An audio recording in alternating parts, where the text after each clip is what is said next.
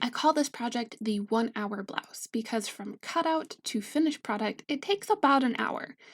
Likewise, this makes a quick and easy beginner project if you want to start making your own handmade wardrobe but are afraid of slightly more complicated patterns. I have already cut my fabric, so let's begin sewing. Start by lining up the front and back pieces with right sides facing each other. Then you'll want to sew the side and shoulder seam. There is a school of thought that you should either sew top to bottom or vice versa on both sides of the garment, not up one side and down the other like I do.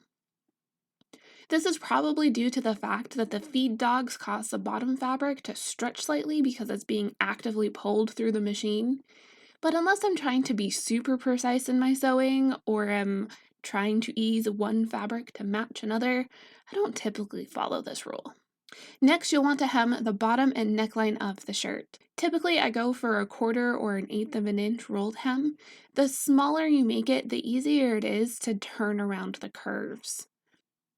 It might take some finagling in some spots to make sure that it's smooth, but it'll work. Alternatively, if you just want to nope out of that situation, finishing the edges with a single fold bias tape is perfectly acceptable. I used bias tape for years before switching to a small rolled hem. There's nothing wrong with choosing a different finishing method. For this blouse, I'm choosing to put cuffs on the sleeves instead of just hemming them. If you don't like that option, just hem the sleeves the same way you did the bottom and the neckline, and then you're done. I think that might take you 30 minutes start to end, maybe 45. I guess that also depends on how fast you sew.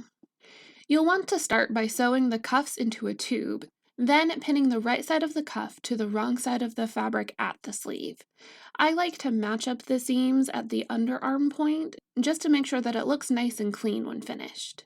Then I pin the rest of the cuff to the sleeve and sew the seam. I am lazy and don't typically prep my cuff beforehand or heat up the iron, which would make this process so much simpler. So I line up the raw edges of the cuff and then pin along the fold. This will help get me a clean finish when I eventually turn the cuff, fold the seam allowance in, and edge stitch it. This is the cleanest way I have found to attach everything.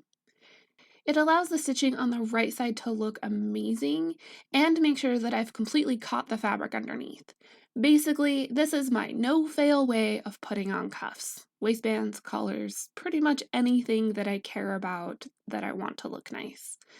I even do this with double fold bias tape.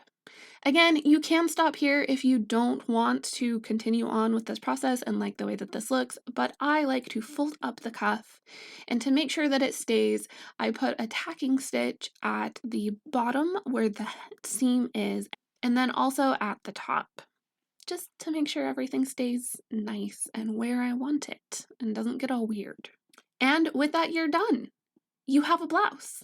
Unless you didn't actually follow your pattern like me and you cut the neckline too big. But that was an easy fix. I just ran a cord through the hem of the neckline, thus turning it into a casing, and pulled it to fit. I originally thought it would be cute to have the strings visible like a peasant top, and then I remembered that I don't actually like peasant tops and hid the string. Overall, I am really happy with this variation of the blouse and will probably make more in the future. This neckline option is included in the one size gridded pattern along with the standard scoop neck and the collar button-up variation of this shirt. I have a link to that in the description.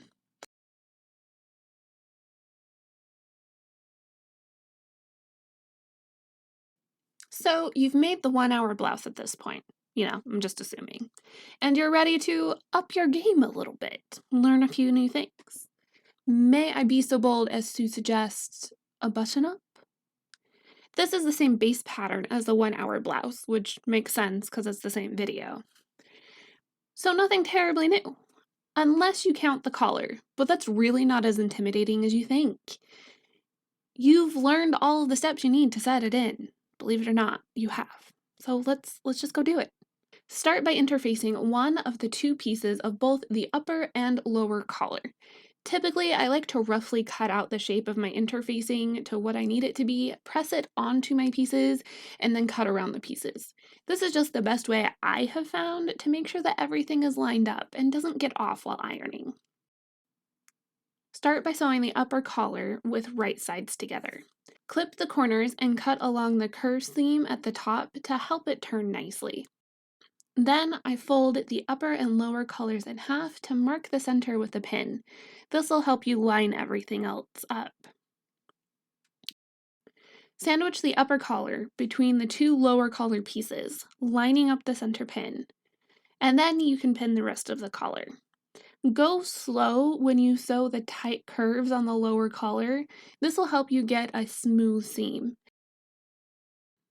After the upper and lower collars are sewn together, clip those curves and turn. I give everything a good press before setting it aside to work on the body of the blouse.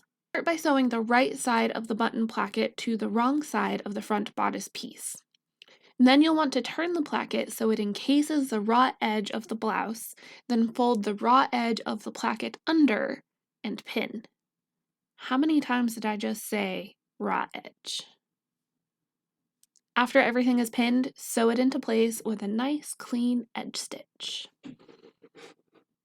After the plackets are sewn, line up the front and back bodice pieces and sew the side and shoulder seams. Make sure your right sides are together. I chose to hem the sleeves with that 1/4 to 1/8 inch rolled hem on this shirt instead of adding a cuff. Both the hem and the cuff are good options. Go with your preference. At this point, you can also hem the bottom of your shirt. This way it's done and out of the way and not the finishing step you will procrastinate. Attaching the collar will be in the same way you attach the button plackets. I like to pin the interface side to the neckline first to make sure that everything will fit nicely. You may need to clip into that seam allowance to make it happen.